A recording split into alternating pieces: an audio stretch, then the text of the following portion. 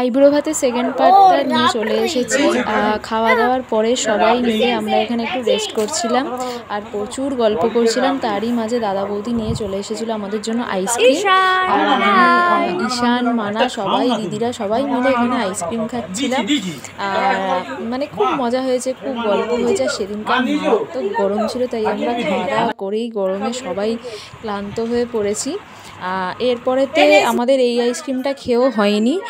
আমার জিজু বললো যে চলো পপি আইসক্রিম খেতে যাবে। বললাম চলো যাই, ঘুরে আসি। আর আমি যাব আর জিজু আইসক্রিম খাওয়াতে নিয়ে যাবে না বা কোথাও নিয়ে যাবে না, এটা হতে পারে না। তো আবারও রেডি ফেডি হয়েই গরমের মধ্যে আমরা তিনজনে বেরিয়ে চলে গেছিলাম। আর আমার টিপটাকে প্লিজ ইগনোর করো, আমি জানি যে এই ড্রেসটার সাথে টিপটা যায় না, কিন্তু কিছু করার নেই, বড়দের কথা মেনে তো চলতে হয়। তাই আমি টিপটা সেদিন খুলতে পারিনি, তাই আমি টিপটার সাথেই জামাটাকে পরেছিলাম।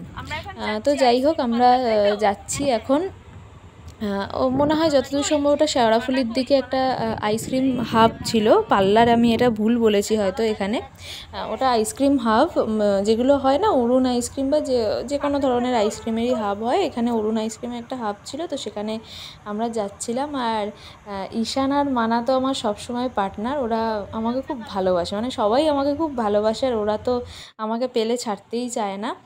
আর শ্রীরামপুরের সমস্ত কিছু আছে, মানে শুধু জুডিওটাই বাকি ছিল, সেটাও এখানে হয়ে গেছে। আর সেটাই আমি দেখতে দেখতে যাচ্ছিলাম আর ভাবছিলাম যে সত্যি শ্রীরামপুরে কিছু নেই এমন নেই, সবই হয়ে গেছে।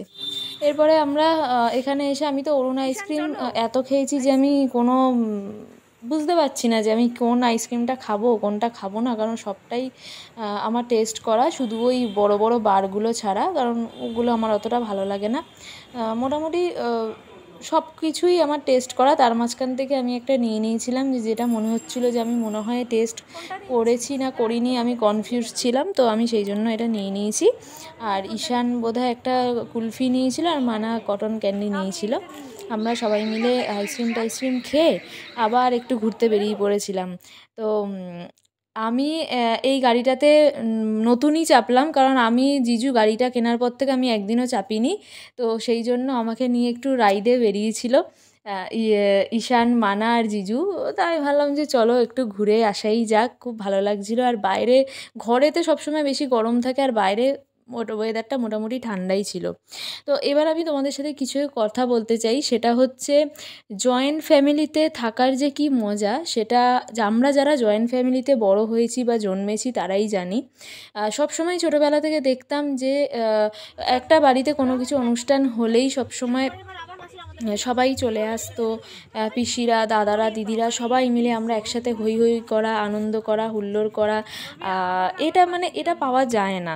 তা এইভাবেই আমাদের কিভাবে যে দিনগুলো কেটে যায় আমরা বুঝতেও পারি না। তা সেই দিনটাও সেরকমই ছিল, হঠাৎ করেই দিনটা কেটে গেল আর আমাদেরও যাওয়ার টাইম হয়ে গেল। এখানে আমাদেরকে রেশমিদি চা করে দিয়েছিল, আমরা চাটা খেয়ে এবার বেরিয়ে যাচ্ছি। আর সবারই মন খারাপ হয়, তো পিসির ভীষণই মন খারাপ হচ্ছিল আমার জন্য। সেটা কেন হচ্ছিল আমি সেটা বুঝতে পারি, কিন্তু তাও ওদের সামনে ভেঙে পড়াটা ঠিক নয়, কারণ আমি যদি ভেঙে পড়ি তাহলে ওরা আরও বেশি ভেঙে পড়বে। তো চলো এইভাবে চলতে থাকবে, আস্তে আস্তে সবারই অভ্যাস হয়ে যাবে, এটা কোনো ব্যাপার না।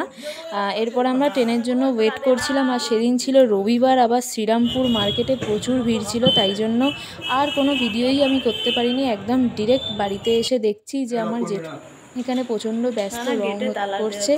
আমি তো আগেই বলেছি আমাদের বাড়িতে কাজ চলছে জোরদার, তো সেটাই আমি ভাবলাম যে একটু শেয়ার করি তোমাদের সাথে। আর প্রচণ্ড টায়ার্ড হয়ে গেছিলাম, তাই ভিডিওটা এখানেই শেষ করেছি, আর কোনো ক্লিপ আমার নেওয়া হয়নি। তো চলো, কেমন লাগলো ভিডিওটা তোমরা অবশ্যই জানিও। টাটা।